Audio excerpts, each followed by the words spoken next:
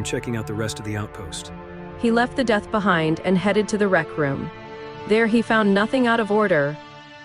They left in a hurry, he thought. Everything around him was clean, tidy, lived in, yet not messy. He looked up at the ceiling at a robotic arm tucked away in rest mode. Articulated envirobots. Every living module had one built in. Each was controlled by Hesper. Reagle noted to investigate these robots, but he postulated that if clues existed, they would more likely be located somewhere outside. He returned to the airlock. Lambright, are you still with me? You haven't left me here? No, I haven't abandoned you yet. I'm tempted. What is on the manifest in regard to heavy equipment? 2 rocket dozers, a digger cutter, 1 borer, a snake-class platform drill, 4 nuke pumps, and a buggy. Reagle accounted for all except he was missing a pump and the buggy. There are only 3 pumps here. Nuke pumps are used to propel this chunk of ice, right? One of them must have been deployed. By whom? Or what? Can you spot it from where you are? We are looking. Reagle hopped across the hangar toward the entrance. Outside, darkness reigned. He surveyed the landing pads, relieved to see his shuttle still there. Not being secured to anything, he was paranoid it would float away into space. He looked out into the void, his eyes adjusting to the dim light. The gray ice dust and charcoal slush covered a broken, rocky surface. The landscape glowed under the twilight. A series of blue stick markers lit up a trail heading down a steep depression.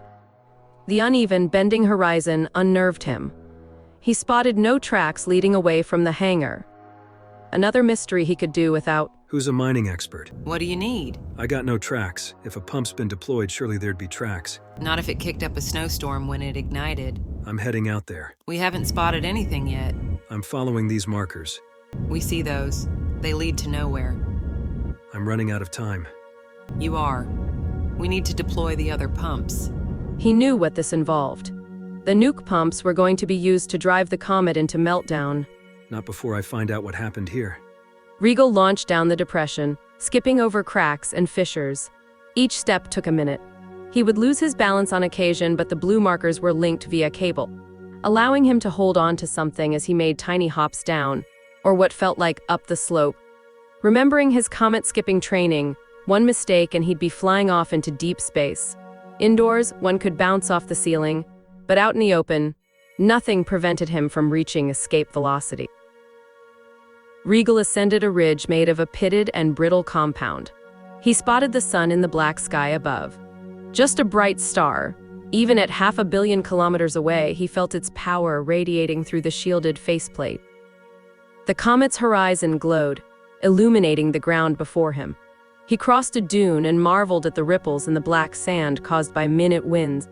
For this small solar system body, which spent a few billion years out beyond the frost line, untouched by the sun, this type of erosion was a new phenomenon. Beyond the dune, the flat terrain appeared scarred and blackened. Even in the monochrome landscape, the spot seemed unnatural compared to the rest of the terrain. A rigging arm embedded deep into the dark, cold rock stood at a slant. A broken, twisted shaft of metal. He spotted other rigging arms, the type deployed to stabilize the nuke pump, located around the rim of the crater. But he saw no pump.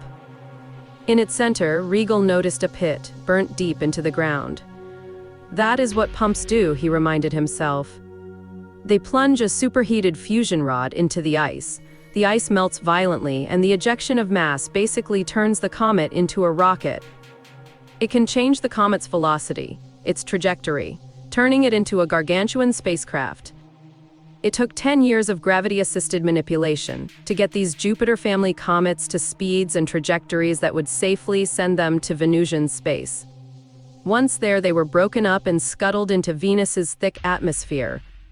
The terraformation of Venus is a monumental project for the space corporations, but is considered a controversial issue by most Earthbounders for the obvious risks involved.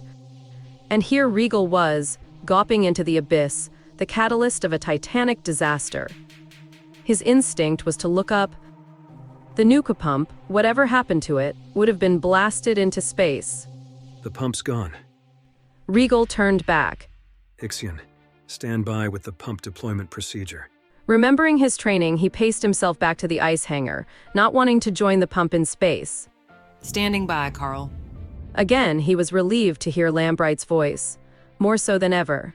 He looked up into the Milky Way and spotted the red star moving across it. The Ixion, orbiting the comet once every 2 hours, disappeared and appeared behind a ridge, reappearing again by the time Reagle was in sight of the hangar. He watched it pass through the Jovian system. We have a deceased crew of 6 inside the command module, each crushed beyond recognition. We have an EAI that hasn't seen or heard anything, or too stupid to notice other sensory data. We have a missing propulsion nuke pump, most likely destroyed. What else? We have a copy of the control hub database. Somewhere in the operational data is the information you need. Now deploy those pumps and get the fuck off that block of ice. Her voice sounded desperate. Reagle could not fathom why. She had time, he thought. As he climbed up the slope, the red star glowed rapidly brighter in the sky. The Ixion suddenly exploded into hundreds of little stars.